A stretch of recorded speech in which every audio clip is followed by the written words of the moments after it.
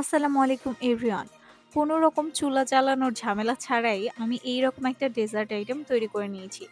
তো এটা মাত্র ২ টা উপকরণ লেগেছে আমার তৈরি করতে।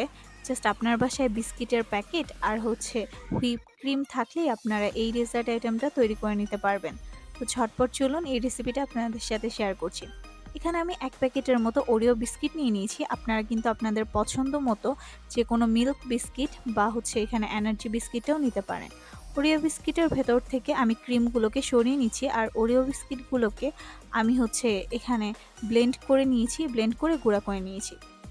এবার সামান্য পরিমাণ একটু লিকুইড দুধ দিয়ে আমি এটাকে একটা ডো তৈরি করে নিচ্ছি। এখানে একদমই বেশি লিকুইড দুধ ইউজ করা যাবে না। একদম সামান্য পরিমাণ একটু ইউজ করে জাস্ট আমি এরকম একটা ডো বানিয়ে দিয়েছি। এটা সাইডে রেখে দিচ্ছি। এবার এখানে আমি টপিক্যাল একটা হুইপ ক্রিম নিয়েছি। আর এই হুইপ ক্রিমটা আমি এবার একদম হচ্ছে হ্যান্ড ব্লেন্ডারের সাহায্যে এটাকে একটা ক্রিম তৈরি করে নিব। এখানে আমি হাফ কাপের মতো ক্রিম নিয়ে এখানে বিট করে নিয়েছি। আর এই ক্রিমটা কিন্তু কেক বানানোর টাইমে ইউজ করা হয়। আর এটা কিন্তু পুরাপুরি হালাল একটা ক্রিম। ক্রিমটা বানানো হয়ে গেলে এটা একটা সাইড করে রেখে এখানে আমি ২ টা পলিথিন নিয়ে নিয়েছি। আপনারা যেকোনো পলিথিন এখানে ইউজ করতে পারেন। ২ টা পলিথিন নিয়ে জাস্ট আমি এখানে ২ টা পলিথিনে এখানে তেল ব্রাশ করে নিয়েছি। আর আমি বিস্কিট দিয়ে যে ডোটা তৈরি করেছিলাম না সেটা এখন দিয়ে এই ডোটার উপরে আরেকটা পলিথিন দিয়ে এটা জাস্ট আমি রুটির মতো করে বেলে নিচ্ছি।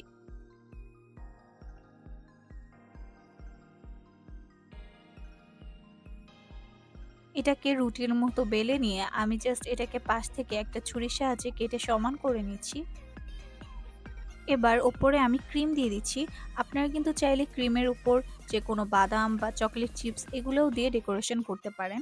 এরপর আমি হচ্ছে যেহেতু এটা ২ ভাগ করেছি, ২ ভাগেই আমি এখানে ক্রিম লাগিয়ে নিচ্ছি। ক্রিম লাগানোর পর আমি এখানে হচ্ছে গিয়ে সামান্য পরিমাণ একটু বিস্কিটের গুঁড়া আগে থেকেই রেখে দিয়েছিলাম, সেটা উপর দিয়ে আমি ছড়িয়ে দিব। এবার এটাকে আমি রোলের মতো করে জাস্ট পেঁচিয়ে নিচ্ছি।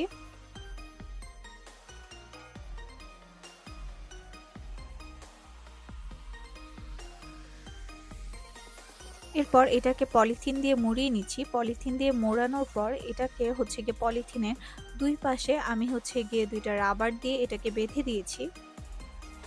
আমি এখানে ৩ টা রাবার ইউজ করেছি। যেহেতু আমি এটা ২ ভাগ করে নিয়েছিলাম, সেহেতু এখানে আমি হচ্ছে গিয়ে ২ পাশে ২ টা রাবার দিয়েছি আর মাঝখানে একটা রাবার বেঁধে দিয়েছি।